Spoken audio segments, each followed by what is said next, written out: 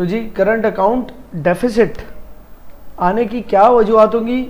Mainly वो तमाम वजूहत जो कि आपकी इनकम का इनफ्लो इनकम का आउटफ्लो ज़्यादा है, अगर इंपोर्ट्स ज़्यादा है अगर, तो इंपोर्ट्स में भी तो पैसा जा ही रहा है ना, तो इंपोर्ट्स की वजह से आउटफ्लो हो रहा है पैसे का, इनकम की वजह से पैसा आउटफ्लो हो रहा है, या आपके रेमिटेंसेज गिफ्ट्स इनकी वजह से जो भी पैसा आउटफ्लो हो रहा है, ठीक है, वो तमाम आपके फैक्टर्स बन रहे हैं, मतलब ट्रांसफर्स की वजह से आउटफ्लो हो रहा है, ये तमाम आपके फैक्टर्स बन रहे हैं डेफिसिट को कंट्रीब्यूट करने के लिए।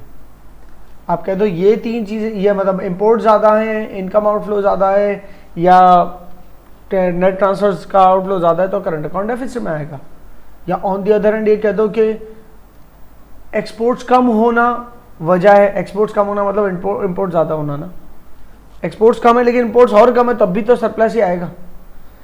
पॉइंट ये है कि इंपोर्ट्स एक्सपोर्ट से ज़्यादा अगर हो तब डेफिसिट, ठीक है। तो ये तीन चीज़ों का अगर मतलब आउटफ्लो पैसे का ज़्यादा है जो आपकी और इनकम्स वगैरह जितनी आ रही हैं उसके बदले जा रही हैं आपके पास से, तो that contributes to current account deficit, ये पूछा जा रहा है, ठीक है। तो वो तमाम रीजंस, एक तो आपने कह दिया तीनों, इंपोर्ट ज़्यादा है तो इसलिए है ना डेफिसिट आएगा, अरे वो तो पता ही है ना, इंपोर्ट ज़्यादा क्यों है या एक्सपोर्ट्स कम क्यों है, उसके क्या रीजंस हो सकते हैं, इस लेवल पे लिखना है आपने।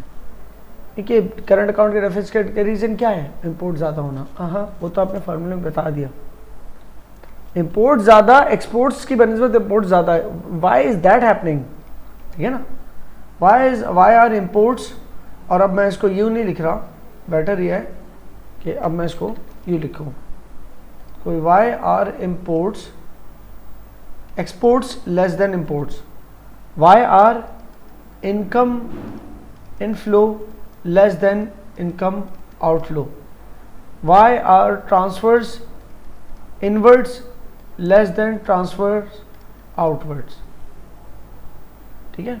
तो इसमें सबसे मेन जो है इसके आसपास कमेंट्री होगी, लेकिन आप इनके आसपास भी कर सकते हो कि अगर आपकी इकॉनमी इस काबिल नहीं रही कि उस वो जो है ना इन्वेस्ट कर सकती किसी और मुल्क में, किसी और के पोर्टफोलियोज़ में, ठीक है, तो वो इनकम नहीं कमा सकी, ठीक है।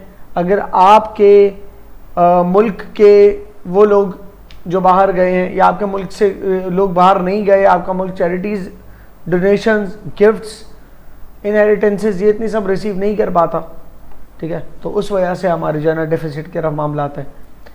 पर इनके अंदर ज़्यादा मेन यही है अगेन ट्रेड बैलेंस, ठीक है ना, एक्सपोर्ट्स माइनस।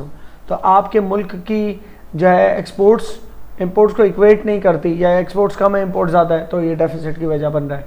और इंपोर्ट ज़्यादा होने की वजह क्या है, एक्सपोर्ट्स कम होने की वजह क्या है कि आपकी करेंसी जो है वो स्ट्रांग हो गई या अप्रिशिएट हो गई। अप्रिशिएटेड करेंसी की वजह से आपकी एक्सपोर्ट जो है वो गिर सकती है क्योंकि वो एक्सपेंसिव हो गई, इंपोर्ट्स बढ़ सकते हैं क्योंकि इंपोर्ट्स आपको चीप पड़ रही है, क्योंकि आपकी करेंसी स्ट्रांग है। सो आप लोकली कोई चीज़ जितने की खरीद रहे हो लोकल मार्केट में बड़ी हुई, उससे सस्ती तो बाहर से मिल रही है, ठीक है। तो इस वजह से डेफिसिट पे आ सकता है। आपके पास आपकी प्रोडक्ट क्वालिटी अच्छी नहीं है, आपकी प्रोडक्ट क्वालिटी अच्छी नहीं है तो इस वजह से वो एक्सपोर्ट नहीं हो रही, कॉम्पिटेटिव प्रोडक्ट ही नहीं बना पा रहे, ठीक है। इसके अलावा आपकी ओवरऑल जो अच्छा ये मैं डेफिसिट की वजूहत बता रहा हूँ, causes of current account deficit. आपकी ओवरऑल मतलब ऐसा है कि मुल्क के अंदर इन्फ्लेशन इतनी है कि आपको बाहर से माल मंगवाना सस्ता पड़ रहा है, ठीक है ना, तो फिर बाहर से मंगाएंगे, इंपोर्ट ज़्यादा होगी, डेफिसिट होगा। कोई चीज़ आपके मुल्क में अवेलेबल ही नहीं है, you are short of oil या you are short of specific staple foods जो हैं वो नहीं है आपके मुल्क में, कॉटन नहीं है, लेट्स सपोज कुछ भी इस तरह की जो कपड़ा बनता है ऐसी बेसिक चीज़ें नहीं है, तो वो इंपोर्ट करानी पड़ रही है, तो you know that can take you towards deficit. तो ये एप्रिसिएशन ऑफ करेंसी। इसके अलावा आपकी इकोनॉमिक कंडीशंस, आपकी इकॉनमी जो है वो बूम पे है।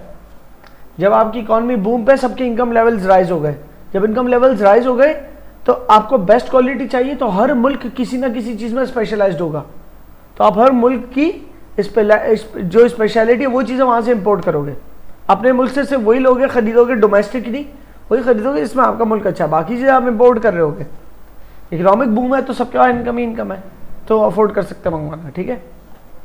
इन वजूहत से करंट अकाउंट डेफिसिट की तरफ जा सकता है मामला, और फिर ये डेफिसिट अगर प्रोलॉन्ग हो जाए तो फिर यह आपका बूम जो है वो बाद में जो है ना डिक्लाइन की तरफ, रिसेशन की तरफ भी लेके जा सकता है आपको। अच्छा, करंट अकाउंट सरप्लस की क्या वजूहत है? करंट अकाउंट सरप्लस की वजूहत हो सकती है कि आपकी इकनॉमी, आपकी करेंसी जो है ना वो बहुत वीक है तो एक्सपोर्ट्स चीपर पड़ रही है थ्रू आउट द वर्ल्ड, उनके लिए ज़्यादा अफोर्डेबल है आपके एक्सपोर्ट्स, तो ख़रीदेंगे, तो हमारा किस पे जाएगा, ये सरप्लस की तरफ जाएगा, ठीक है। इसी तरीके से हमारे मुल्क में वो है मतलब इकोनॉमिक रिसेशन है।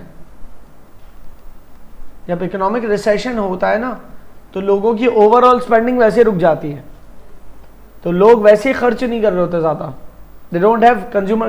इकोनॉमिक रिसेशन में कंज्यूमर स्पेंडिंग रुक जाती है। जब कंज्यूमर स्पेंडिंग रुक जाती है तो वो ना लोकल प्रोडक्ट्स खरीद पा रहे होते इतनी, ना इम्पोर्ट्स खरीद पा रहे होते। रिसेशन टाइम्स है, डिक्लाइन की तरफ इकोनॉमी, जॉबलेस बैठे हुए, क्यों इम्पोर्ट करेंगे वो। और गवर्नमेंट की पॉलिसीज भी एक्सपोर्ट को बूस्ट करने वाली होती है जब रिसेशन टाइम्स होते हैं या इकोनॉमी जब डिक्लाइन की तरफ होती है। गवर्नमेंट चाहती है सब्सिडीज देना उस सेक्टर को जो एक्सपोर्ट कर रहा है, ताकि बाहर से पैसा इनफ्लो हो, ठीक है। तो इकोनॉमिक पॉलिसीज जो है ना गवर्नमेंट की, अगर मैं कहूँ गवर्नमेंट की इकोनॉमिक पॉलिसीज एक्सपोर्ट सेक्टर को मदद दे रही है, ठीक है ना, सब्सिडीज दे रही है एक्सपोर्ट्स को, तो सरप्लस आ रहा है। इसी तरह से गवर्नमेंट जो है उसने इंटरेस्ट रेट्स हाई किए हुए हैं, तो कंज्यूमर स्पेंडिंग रुक गई, लोग सेविंग से तरफ जा रहे हैं, तो वो ना डोमेस्टिक प्रोडक्ट खरीद रहे हैं ना इंटरनेशनल प्रोडक्ट इंपोर्ट करा रहे हैं।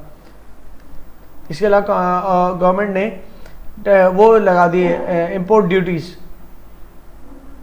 ड्यूटीज़ लगाए, तो इंपोर्ट कम कर रहे हैं, तो करंट अकाउंट डेफिसिट की तरफ नहीं जा रहा because of lesser imports. Clear हो रही?